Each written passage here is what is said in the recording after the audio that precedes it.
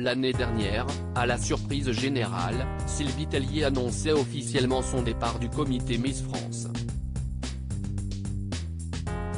Après 17 années de bons et loyaux services, l'ancienne reine de beauté s'apprête à laisser son costume derrière elle et à passer le flambeau à Cindy Fabre, ancienne Miss France elle aussi, élue en 2005.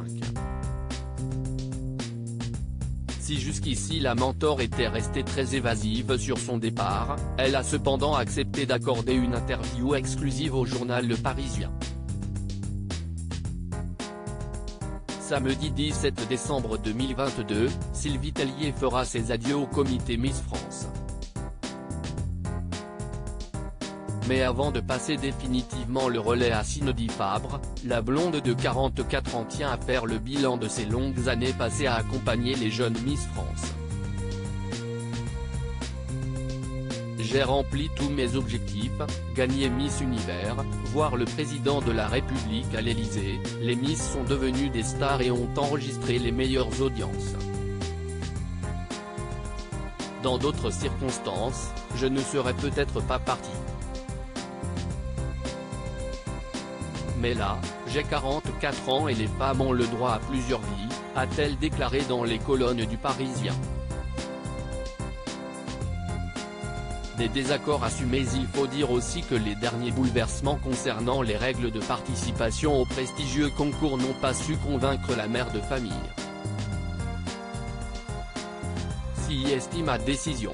Je n'étais pas d'accord sur le changement de règles, par exemple, les mères de famille sont autorisées, tout comme les tatouages, note de la rédaction, et je me suis pris une claque en début d'année avec la mort de Jean-Pierre Pernaut. Il faisait partie de mon équipe et cela a été mon guide. Il m'a aidé pendant le confinement à trouver des solutions pour maintenir le concours grâce à des vidéos.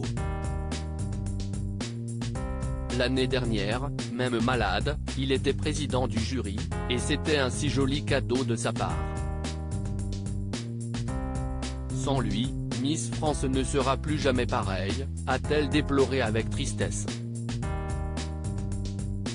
Toujours concernant les nouvelles règles, elle déclare « J'ai trop souffert avec Geneviève de Fontenay, l'ancienne patronne des Miss, note de la rédaction, je ne les jugerai pas. Tout changement a du bon. Tu pars et tu te tais. » Concernant sa brouille avec Alexia Laroche-Joubert lors de la conférence de presse, Sylvie Tellier déclare « J'ai trouvé cela super qu'elle reconnaisse une erreur de sémantique en disant que je ne produisais pas l'émission, alors que j'avais un regard artistique. » À midi ce jour-là, on déjeunait ensemble.